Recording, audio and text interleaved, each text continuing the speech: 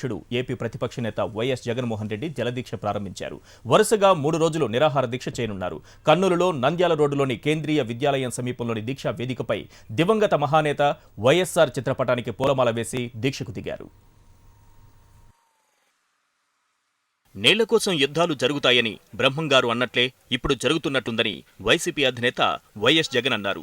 3 రోజుల జలదీక్షను కర్నూలులో ప్రారంభించారు. పాలమూరు, రంగారెడ్డి, డిండి ప్రాజెక్టులు పూర్తయితే సాగునీరు లేక కరువు తాండవిస్తుందని ఆంధ్రప్రదేశ్ రైతులు ఆందోళన చెందుతున్నా చంద్రబాబు సర్కారు పట్టించుకోవడం లేదన్నారు వైఎస్ జగన్. టీడీపీ చేతగాని తనంపైన తెలంగాణ దూకుడు కేంద్ర ప్రభుత్వానికి తెలియజేయడానికి జలదీక్ష చేపట్టినట్లు చెప్పారు.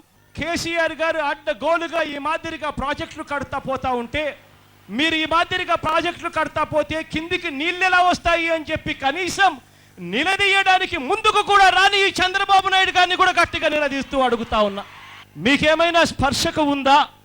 అసలు ఏం జరుగుతా ఉంది అన్నది, మేము ఎలా బ్రతకాలి అన్న ఆలోచన మీకు ఏదైనా ఉందా అని అడుగుతా ఉన్నా. ఇవాళ కృష్ణా నదిలో దాదాపుగా 1750 టీఎంసీల నీళ్లు ఇవాళ లైవ్ స్టోరేజ్ నిల్వ చేసే సామర్థ్యం రకరకాల రాష్ట్రాలు ఇవాళ కృష్ణా నదిపై కట్టే. ఎగువ రాష్ట్రాలు నిర్మిస్తున్న అక్రమ ప్రాజెక్టులపై ఇప్పుడు నిలదీయకపోతే ఎప్పటికీ వెనుకబడే ఉంటామని కర్నూలు ఎంపీ బుట్టా రేణుక హెచ్చరించారు. నదులపై ఎక్కడికక్కడ ప్రాజెక్టులు కడుతూ పోతే మనకు ఎక్కడి నుంచి నీళ్లొస్తాయని అన్నారు. ఇది నదుల సమస్య చాలా క్రిటికల్ సమస్య అండి. మనం అన్ని రాష్ట్రాలకి ఈక్వల్గా ఉండాలి.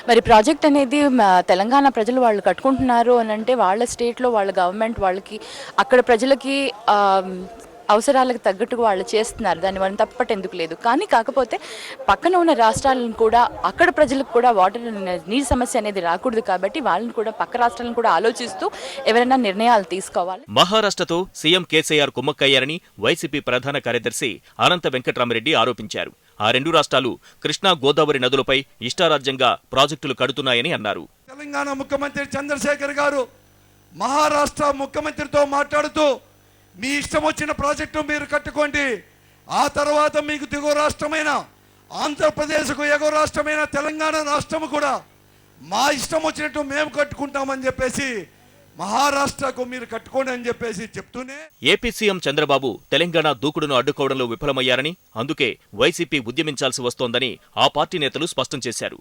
జలదీక్షతో అయినా సీఎం చంద్రబాబులో కదలిక రావాలని కోరారు.